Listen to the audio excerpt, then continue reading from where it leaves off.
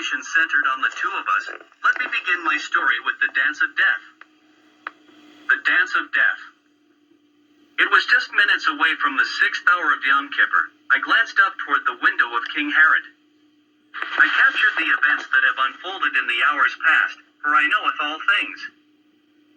Inside the king's chambers a great mystery unfolds as King Herod and his wife Herodias talk. Herod begins the conversation. "Well, my dear Herodias, what would you offer me on my birthday?"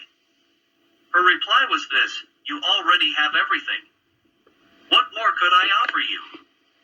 I have talked to our daughter Salome, and I have decided that it would be nice if you could see what she has been learning in dance school. So, our present to you is for you to see her dance for you on your birthday. I'm sure you will love it. She is quite a good dancer. It is something she enjoys." Herod replied, "I love her as my daughter even though Jairus is her real father. Ever since we have been together, we have raised her as our very own. I am the only real father she has ever known." Herodias said, "Yes, and those two Jewish prophets, which you befriended, has openly condemned our family arrangement. I hate them both." Herod answered, "Forget them this night. On Yom Kippur, all Jews wait for the judgment of God. All is quiet. You tell Salome we would love to see her dance and I will invite my close friends. Let's make this a great birthday for your king." Herodias wondered from the conversation and said, "I wonder what the prophet from God is doing on his birthday tonight? He has run all over the city degrading our names. My brother, Balak, who is on the council, says he is scheduled to speak at the council meeting later on. The council meeting is a pet project of the government of the great Roman Empire." Herod asked Herodias, "Does it bother you at all, since you are part Jewish, not to take part in the Jewish festival?" Herodias answered, I have disavowed my ties to the Jews. I told you never to bring it up again. If it were up to me, I would give the Jewish rabbi, Yeshua, the greatest birthday gift.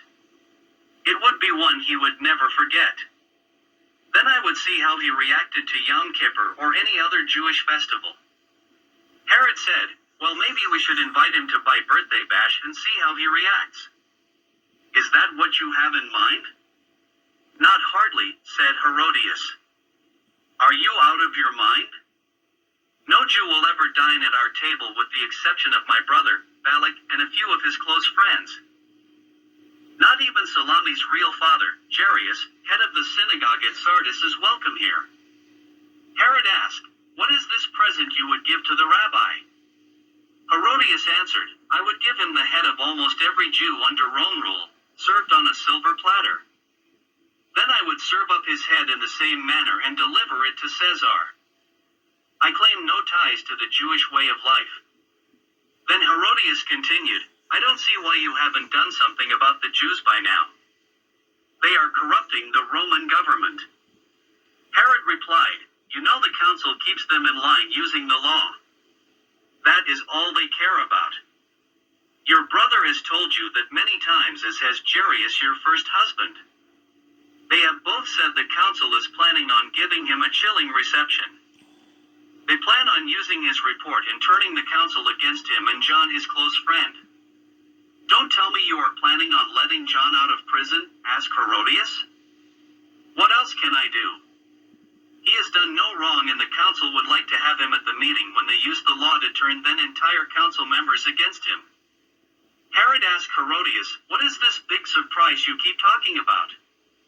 Herod answered, "Your brother tells me that at least 5 of the heads of the council have come together in agreement and are planning on disrupting the rabbi's report with a barrage of questions concerning the law. They will be able to show that he is a lunatic and has no knowledge of the law at all. Only Joseph and Nicodemus show support for the rabbi. He will be totally embarrassed, and his reputation destroyed as it shall be with John the Baptist." Herodias said, "Well, happy birthday and have it your way." Herodias stormed out of the room as it is nearing sunset and the birthday party for Herod is in progress. Herod begins to welcome his guests as he says, "I would like to take this opportunity to welcome everyone to my birthday celebration dinner. We have wonderful food, and the best wine prepared for you this evening. My lovely wife Herodias will at this time make an announcement. Herodias re-enters the room and begins, "Welcome to you all, my friends of Rome and friends of our family. Today this birthday party for my husband is special and we would like to share a gift with each of you. As most of you know, our daughter Salome has been taking dancing lessons, and tonight as a present to her father she will perform her dance routine. Her choreographer and instructor tell me that she has used dance to overcome her disabilities. Now I would like for everyone to make her feel welcome as she presents her dance routine. The lovely and beautiful Salome, our daughter. Let the music and the dance begin." Salome was quick to show off her talent as she danced before her family and friends. After the dance she ran up to her father and said, "Oh, Father, I hope you enjoyed the dance." Herod embraced his daughter and said, "Enjoyed it. I could never have received a better present. I want to return the favor and give you a present. I would like to give you up to half of my kingdom because I enjoyed your dance so much." Salome answered, "Father, I am glad you enjoyed the dance so much. You don't have to give me anything. I did it as a present to you because I love you so very much." Herod said, "And I love you, daughter, and I want to give you something special. Just name it." "Wasn't that just great?" he said as he solicited hand claps from his guest. Salome ran up to her mother and said, "Oh, Mother, I am so very happy." Herodias replied, "So am I. You did a wonderful dance. I heard your father offer you a present." Salome answered, "Yes, Mother, but I don't need anything. Do you know of anything I should ask for?" Herodias, scheming as always, replied, "It would be nice if we ask for ourselves, but for others." Salome said, "Now you sound like the rabbi that often visits the pool from which you took my name." Herodias was quick to answer, "You've read my mind. Since it is also his birthday, let us ask your father to present him with a present that he will never forget." "What? What would that be, Mother?" Herodias said, "Ask your father to give you a silver platter with the head of John the Baptist on it, and then we will give it to the rabbi." Salome, an innocent child, only 9 years old and with a learning disability, did not understand what was being said to her. She put her arms around her mother and said, "All right, Mother. I'll do it for you."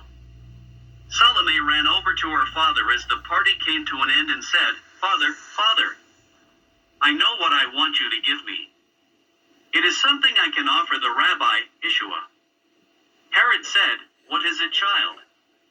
You know I don't hold with giving gifts to the Jewish rabbis. However, a promise is a promise. Just tell me and you can have it." Salome said, "I want a silver platter with the head of John the Baptist on it." Herod was shocked as his eye catches Herodias entering the room with a snicker grin on her face. "I might have known you were behind this. I can do no such thing."